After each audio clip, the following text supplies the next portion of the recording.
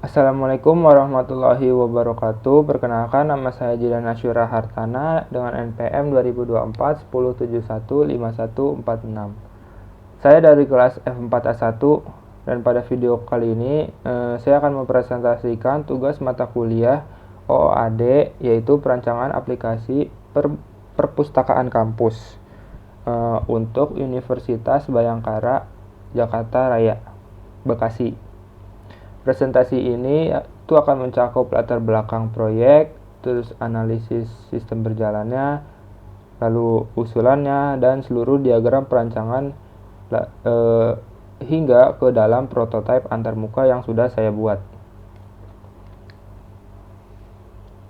Ya, di sini saya akan langsung masuk ke dalam latar belakangnya.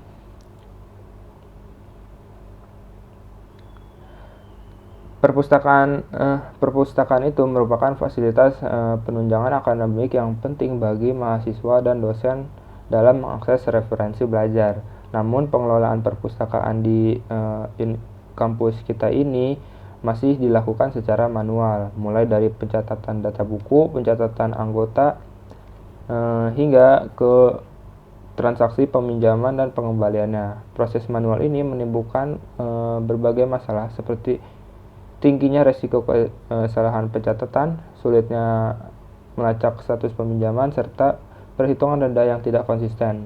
Nah, karena itu dibutuhkan sebuah sistem yang dapat mengotomatisasi seluruh proses tersebut. Nah, di sini adalah ada sistem berjalannya. Saat ini seluruh proses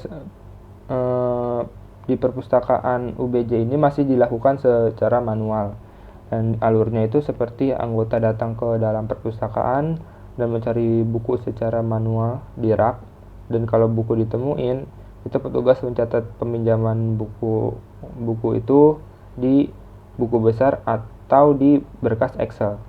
Saat pengembalian, petugas juga memeriksa tanggal jatuh temponya secara manual, dan jika terlambat, denda dihitung manual lalu dibayar tunai di akhir bulan. Seluruh transaksinya juga direkap manual untuk dijadikan laporan. Nah, dari alur ini aja kita bisa mengidentifikasi beberapa kelemahannya, itu dari datanya mudah hilang atau tidak sinkron, pencarian buku akan makan waktu lama, dan pencatatan rawan salah dan denda tidak konsisten. Dan laporan juga memakan waktu yang lama buat disusunnya. Nah, di sini ada usulannya. Yang pertama ada dari sistem request-nya dulu. Proyek sponsor dari proyek ini adalah Yayasan Brata Bakti. Bisnis need-nya adalah memudahkan pengelolaan perpustakaan kampus secara digital dengan sumber daya manusia yang terbatas. Adapun bisnis requirement-nya itu mencakup 5 fitur utama, yaitu data buku dan anggota, peminjaman dan pengembalian buku, serta denda keterlambatan, pencarian buku, dan laporan. Dari segi bisnis value-nya, sistem ini juga diharapkan memberi keuntungan intangible seperti efisiensi layanan dan mengurangi kesalahan pencatatan, serta mendapat keuntungan tangible seperti paperless dan penghematan waktu kerja stafnya.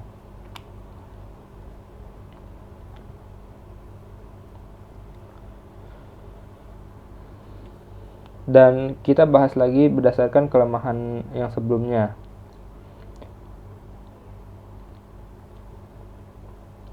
Kalau yang sistem usulan ini, alurnya adalah anggota login ke dalam sistem, mencari buku secara digital, lalu mengajukan peminjaman yang otomatis diverifikasi oleh sistem, dan petugas tinggal mengonfirmasi, dan sistem otomatis memperbarui stok, dan saat pengembaliannya sistem otomatis menghitung keterlambatan dan denda berdasarkan data yang tersimpan di database.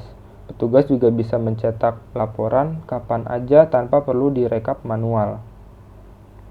Dan sistem ini juga bisa melibatkan 2 aktor, ya, yaitu ada anggota anggota dan petugas perpustakaan yang akan saya jelaskan lebih detail lewat use case diagram berikutnya. Nah, ini adalah use case diagram dari sistem yang sudah saya rancang. Di sini ada dua aktor, yaitu anggota dan petugas perpustakaan. Anggota memiliki 6 use case, yaitu login, pencarian buku, peminjaman buku, pengembalian buku, cek denda keterlambatan, dan lihat riwayat peminjaman. Kalau petugas memiliki use case login, kelola data buku, kelola data anggota, proses peminjaman dan pengembalian, lalu hitung denda keterlambatan dan cetak laporan.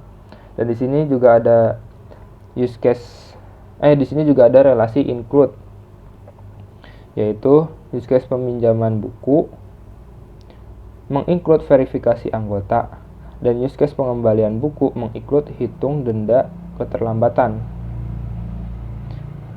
Artinya, kedua proses ini selalu dijalankan setiap kali transaksinya sedang berlangsung, bukan proses opsional.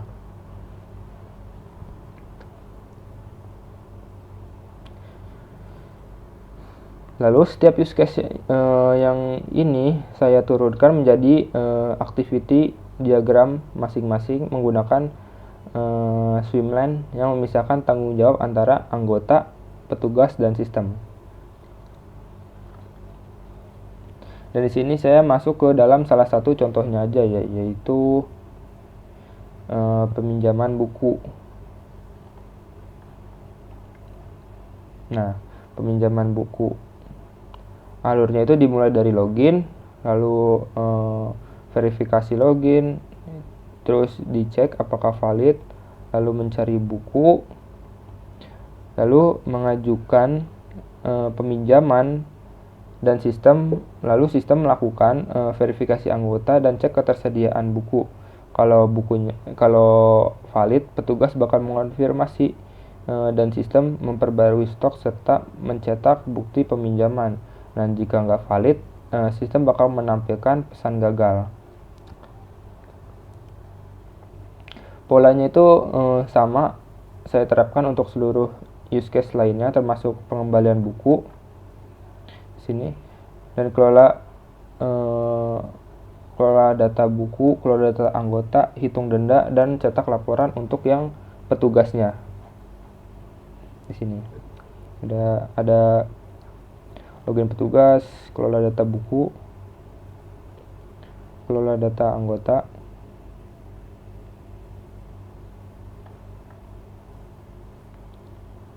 proses peminjaman dan pengembalian.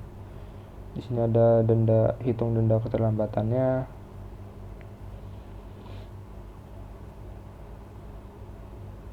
Dan mencetak laporan. Itu pilih menu, pilih jenis laporannya, lalu mengambil data dari database sesuai filternya, lalu menjederet dan susun laporannya, lalu lihat tinjau laporan. Dan kalau datanya valid, bisa langsung cetak, atau kalau nggak valid bisa langsung pilih jenis laporannya kayak yang di awal, lalu selesai. Yang selanjutnya adalah sequence diagram yang menggambarkan pertukaran pesan antara objek berdasarkan urutan waktunya.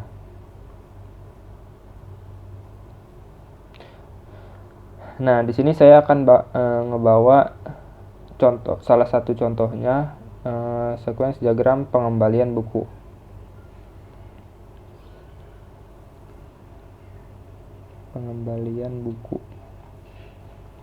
Nah, di sini kan misalnya peminjaman buku ini normal, kayak login, lalu sistem itu memverifikasi login, dan database-nya itu mengirim status loginnya sudah sesuai. Terus login berhasil, sistem menampilkan login berhasil. Lalu mencari bukunya, terus mengasih daftar buku, lalu mengajukan peminjaman. Nah, Di dalam pengembalian buku ini saya memiliki kondisi bersyarat, yaitu menggunakan frame alternatif yang bertuliskan terlambat. Artinya pesan-pesan seperti info denda, terus bayar denda dan konfirmasi pembayaran hanya dijalankan kalau kondisi terlambat ini terpenuhi. Kalau tidak terlambat, seluruh pesan dari dalam frame itu akan dilewati dan alur langsung menuju update status pengembalian yang di sini. Jadi setelah hitung denda tidak terlambat akan langsung loncat ke dalam sini, alur yang update status pengembalian. Lalu semuanya sama cara kerjanya seperti yang sebelumnya.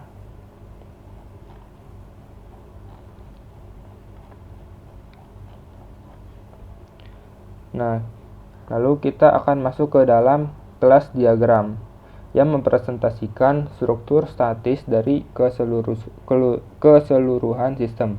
Di sini ada 7 kelas utamanya, yaitu adalah anggota, petugas, buku, peminjaman, pengembalian, dan denda, dan laporannya. Setiap kelas itu memiliki atribut dan metode sesuai perannya. Misalnya kelas peminjaman ini punya atribut ID transaksi, tanggal pinjam, dan tanggal jatuh tempo, dengan metode buat peminjaman dan konfirmasi. Antar kelas ini juga dihubungkan dengan relasi asosiasi lengkap dengan multiplicity-nya. Contohnya, satu anggota ini bisa punya banyak peminjaman, dan satu peminjaman hanya menghasilkan maksimal satu pengembalian. Lalu masuk ke dalam state diagram. State diagram ini beda dengan activity diagram yang fokus ke jalur aksi. State diagram ini juga menggambarkan perubahan status dari objek utama pada setiap use case. Contohnya pada use case peminjaman buku, objek peminjaman berubah status dari yang diajukan ke diverifikasi, lalu bisa menjadi ditolak. Sebentar. Peminjaman buku. Ya, di sini bisa berubah status dari diajukan ke diverifikasi, lalu bisa menjadi ditolak jika tidak memenuhi syarat, atau menjadi aktif jika dikonfirmasi oleh petugas. Pola serupa juga saya buat untuk objek denda, buku, anggota, dan laporan sesuai use case-nya masing-masing. Di sini ada cek denda keterlambatan. Di sini dimulai dihitung, pilih menu cek dendanya, lalu dihitung, dan kalau tidak terlambat tidak ada denda, kalau terlambat ada denda. Di sini ada petugasnya dari set diagramnya. Belum login, masuk, login gagal, login berhasil. Dan di sini ada kelola data buku dan kelola data anggota. Ini sama karena memang sama, cuma bedanya ini untuk mengelola anggota dan ini mengelola buku.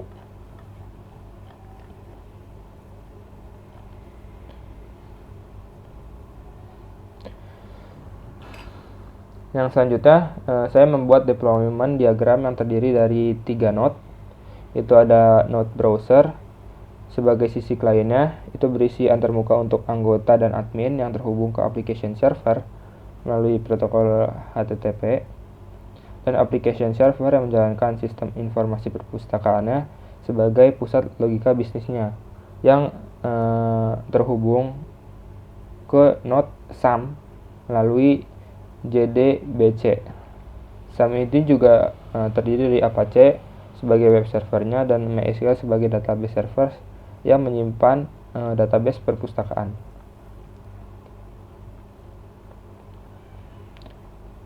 Dan di sini adalah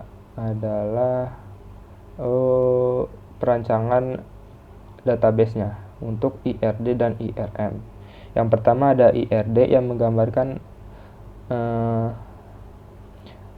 digambarkan berupa kotak entitas, oval atribut, dan belah ketupat untuk relasinya. Di sini untuk relasinya yang menunjukkan hubungan bisnis antar entitas seperti anggota, petugas, buku, dan seterusnya beserta kardinalitasnya. Pinjaman, pengembalian, denda, laporan. Dan yang kedua adalah IRM-nya atau skema relasinya yang digambarkan berupa tabel lengkap dengan primary key dan foreign key yang siap diimplementasikan langsung ke dalam database. Lalu di sini adalah prototipe antarmukanya. Berikut ini adalah halaman login anggota menggunakan npm dan kata sandinya. Lalu setelah login kita akan masuk ke dalam anggota untuk melihat sisi berandanya yang berisi ada ringkasan buku yang sedang dipinjam, jatuh tempo, dan denda yang belum lunas. Yang selanjutnya ada cari buku. Di menu cari buku ini, anggota bisa mencari berdasarkan judul atau kategori dan langsung mengajukan peminjaman. Dan di peminjaman saya, itu anggota bisa melihat status peminjamannya dan mengajukan pengembaliannya di sini. Yang selanjutnya adalah riwayat dan denda. Di sini adalah riwayat dulu, di mana anggota bisa memantau riwayatnya. Dan denda jika memiliki denda.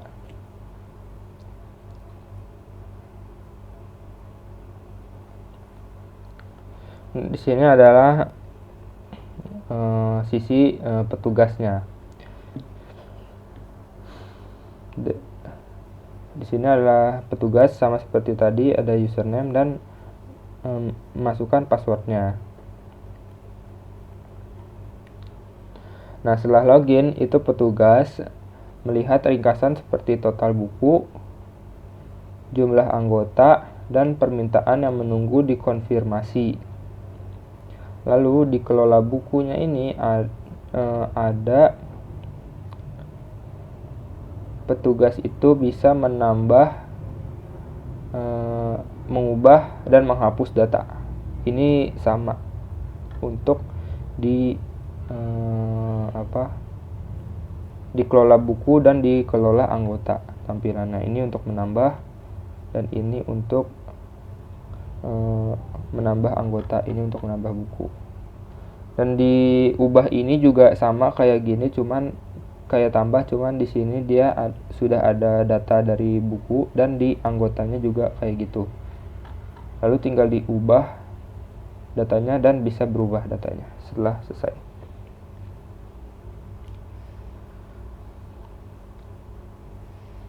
Lalu sini adalah peminjaman dan pengembalian. Di menu peminjaman dan pengembalian ini, petugas bisa mengonfirmasi permintaan peminjaman yang masuk serta memproses pengembalian bukunya.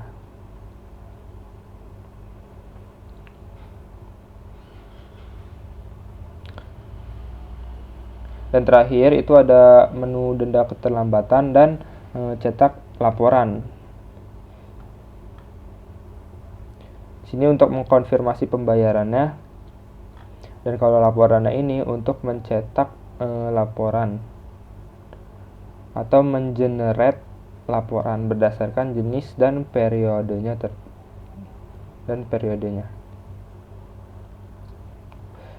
demikian juga presentasi rancangan aplikasi perpustakaan kampus untuk kampus UBJ yang telah saya susun, mulai dari latar belakang, sistem berjalannya, lalu usulan, habis itu seluruh diagram perancangannya, dan perancangan basis datanya, hingga ke dalam prototipe antarmukanya. Sekian presentasi dari saya. Mohon maaf bila ada kekurangan. Terima kasih. Wassalamualaikum warahmatullahi wabarakatuh.